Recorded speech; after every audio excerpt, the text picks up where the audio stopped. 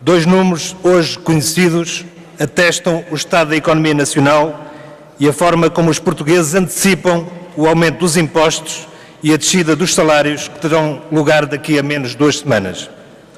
Não só os portugueses estão a gastar menos 22% no mês de Natal, como o clima de atividade económica e o indicador de atividade económica de setembro e outubro se agravaram. Como se o próximo ano não tivesse já todos os ingredientes para ser um pesadelo para as famílias portuguesas, o Governo decidiu atirar gasolina para a fogueira e aumentar os transportes coletivos muito acima da inflação.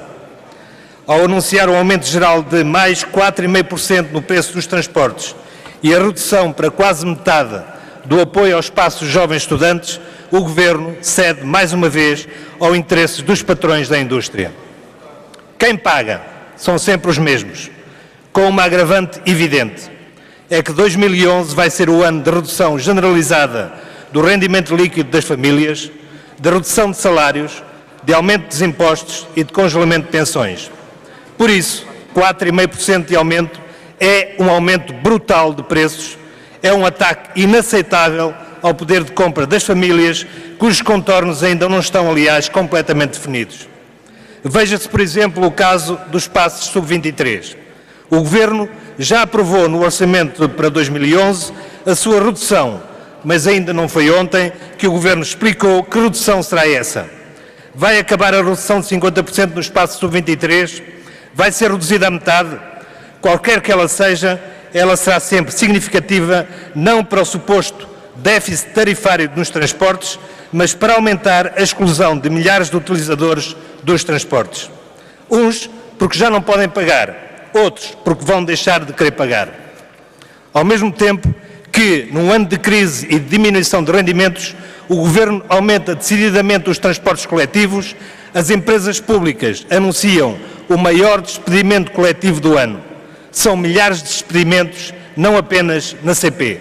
Digo e repito, senhoras e senhores deputados, milhares de despedimentos.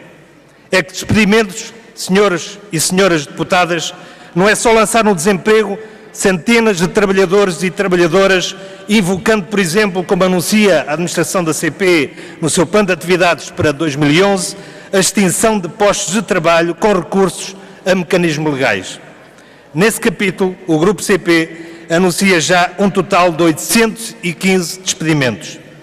Mas despedimentos são também os que vêm a seguir à redução de todos os serviços de transportes de norte a sul do país, urbanos, interurbanos, regionais, rodoviários, ferroviários, aéreos ou fluviais.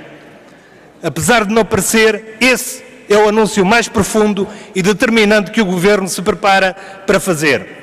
Em nome da redução do déficit, impor a redução da oferta em todos os serviços, reduzir, eliminar carreiras, zonas e regiões inteiras vão deixar de ter acesso a transporte público.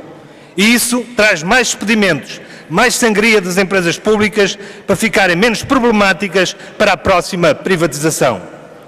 Questionado pelo Bloco de Esquerda, no último debate quinzenal, o Primeiro-Ministro deu uma das suas assertivas respostas que, como já vem sendo costume, antecipam o contrário do que nos garante José Sócrates.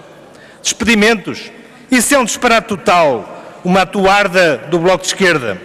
Pois sim, a resposta não demorou uma semana. Uma empresa tutelada pelo mesmo Governo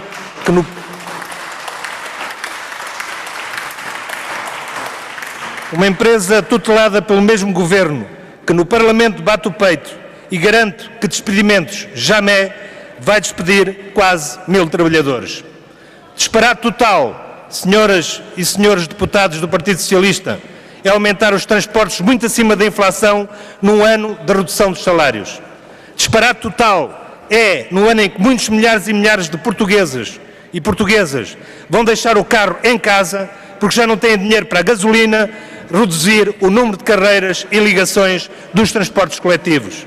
Disparate total é tornar os transportes coletivos tão pouco atraentes, seja pelo aumento de preço, seja pela redução de serviços, criando o caos em que se tornou o centro das cidades ainda menos transitável. Disparate total é um governo que não tem outra política para os transportes que não seja ceder às exigências das empresas privadas e preparar a futura privatização dos operadores públicos. Mas essa guerra ainda não está toda travada. Há muitas batalhas para travar. Com os trabalhadores, com as suas organizações sindicais, com as comissões de trabalhadores, com todos os cidadãos e cidadãs que não se importam que o dinheiro dos nossos impostos vá para financiar transportes públicos baratos, acessíveis, integrados, o Bloco de Esquerda marcará presença na luta para combater os despedimentos, as privatizações, a redução de serviços, o transporte público. Isso.